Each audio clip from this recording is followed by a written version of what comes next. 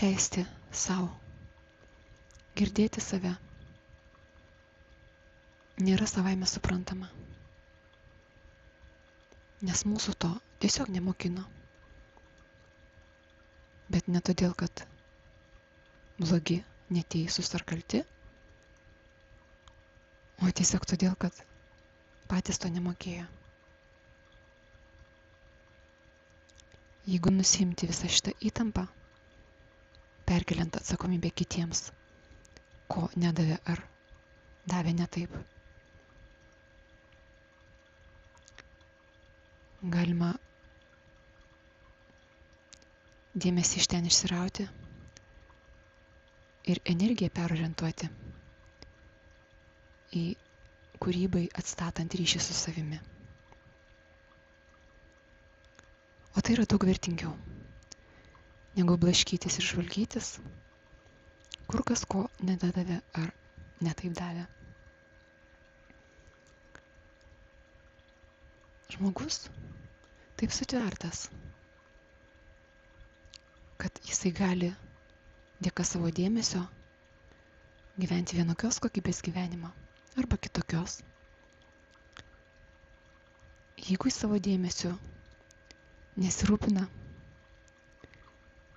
jisai save užkrauna neuroniniuose procesuose, užkrauna tokias inercijas, kurios po to jį vedžioja automatiškai, jam to net nesuvokiant ir nežinant. Bet nuo to jisai laimingas netampa.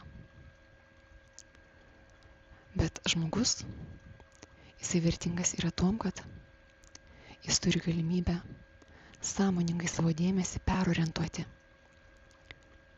Žinoma, tam reikalinga suprasti, kad yra tokia galimybė, nes be elementaraus supratimo, kokią žalą aš pats savo darau, gyvendamas savo pasąmoniniuose ir neuroniniuose automatizmuose, kol aš to nesuprasiu, tai man ir poreikio nebus persiorientuoti į kitokią gyvenimo kokybę. O jinai yra. Ir kiekvienam yra. Bet tą aiškiai supratau, kad ne kiekvienam poreikis tam yra. Poreikis atsiranda tuomet,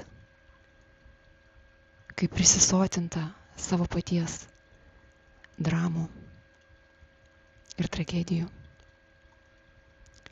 Ir tik tuomet imi žvalgytis, o kaip galima kitaip? Ir apskritai, ar įmanoma kitaip? Džiugi žinia, įmanoma.